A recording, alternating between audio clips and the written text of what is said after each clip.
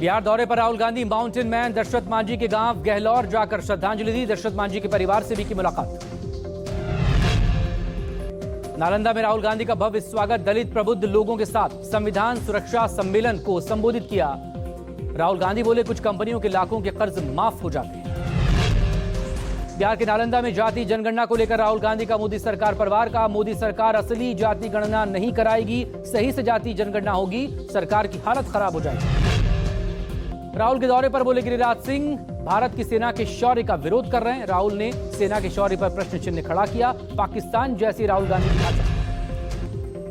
राहुल गांधी के बिहार दौरे पर बिहार बीजेपी अध्यक्ष दिलीप जायसवाल का प्रहार। कहा, राहुल कांग्रेस को डुबोने आ रहे हैं, गया में कांग्रेस को मोक्ष मिलेगा।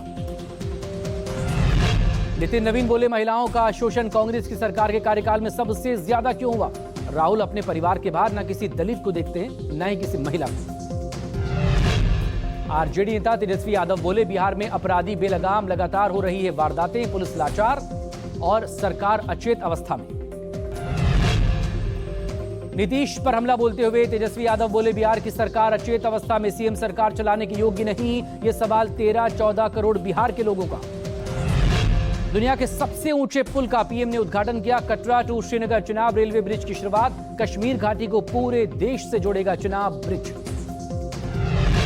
चिनाब नदी पर बने आईफिल टावर से भी ऊंचे रेलवे ब्रिज का उद्घाटन। फीता खोलकर पीएम ने शुभारंभ किया। उपराज्यपाल मनोज सिन्हा, सीएम उमर अब्दुल्ला और रेलवे मंत्री अश्विनी वैष्णव मौजूद रहे।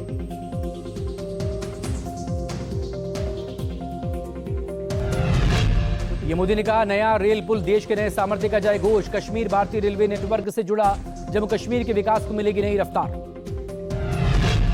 पीएम ने 46,000 करोड़ से ज्यादा की लागत की विकास परियोजनाओं की भी शिलान्यास किया। कटरा श्रीनगर वंदे भारत ट्रेन को दिखाई हरी झंडी। वंदे भारत एक्सप्रेस को हरी झंडी दिखाने से पहले पीएम मोदी ने ट्रेन में सवार स्कूली बच्चों से मुलाकात के साथ ही ट्रेन में मौजूद रेलवे कर्मचारियों से की बातचीत। पीएम मोदी ब्रिज के उद्घाटन के बाद तिरंगा लहराते नजर आए। चिनाब ब्रिज पर लहराया तिरंगा। चीन और पाकिस्तान को दिया सख्त मैसेज। उपराष्ट्रपति धनखड़ ने न्यायिक प्रणाली पर फिर उठाए सवाल। का अपराध हुआ है तो दंडित क्यों नहीं किया गया। एक न्यायिक आदेश बाधक, सरकार लाचार, दर्ज नहीं कर सकती एफआईआर। यूबीटी ने संपादकी के जरिए बीजेपी पर निशाना साधा। लिखा, मोदी विश्वगुरु बन गए, पर दुनिया को मोदी नहीं चाहिए। पूरी दुनिया में भारत के खिलाफ हवा बह रही है। मीठी नदी घोटाले में डीनो मोरिया के खिलाफ ईडी की रेड। घोटाले के आरोपी से संपर्क के आरोप। डीनो मोरिया के घर और दफ्तर दोनों जगहों पर ईडी का छापा। बिहार पुलिस के निलंबित सिपाही के ठिकाने से मिला AK-47 समेत हथियारों का जखीरा। सिपाही से बन गया था अपराधियों का सरगना। करोड़ों की नकदी बरामद। एसटीएफ और समस्तीपुर पुलिस की संयुक्त कार्रवाई में मुठभेड़ के बाद निलंबित सिपाही और उसके 5 साथियों की गिरफ्तारी। लगातार तीसरी बार रेपो रेट में कटौती।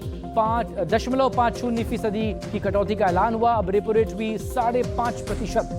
होम लोन समेत सभी कर्जे होंगे सस्ते।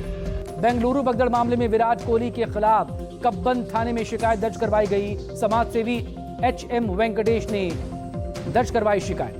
कर्नाटक सरकार ने इंटेलिजेंस प्रमुख हेमंत निम्बालकर का भी ट्रांसफर कर दिया।